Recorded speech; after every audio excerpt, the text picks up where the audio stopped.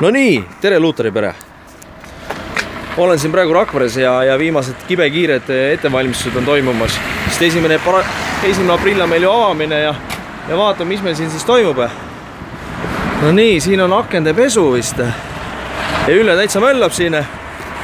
Niimoodi, et aknad saaksid puhtaks nagu briljandid. Eks ole? Jaa, väga ilus. Väga ilus.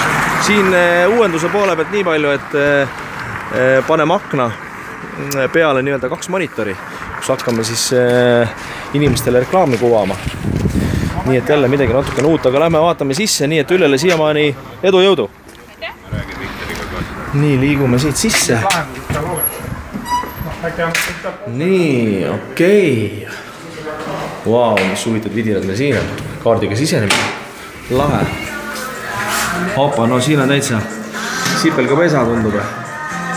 Ei usuks, et 1. aprill siin üldse midagi avada saaks, aga uskuge mind, 1. aprill on see kõik ilusti nii-öelda valmis ja ootamas kliente.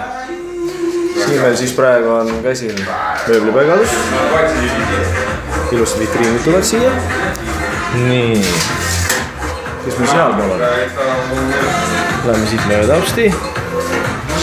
Siin on meil elektrikud, videovalvevennad. Siis on tehnilise poole pealt valvevennad.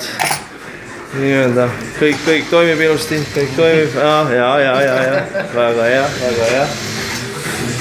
Nii, nagu näete, mööblijupid on igal pool. Siin klaas. Siin on mingid kaablid. No logo on paigas, see on vähemalt super.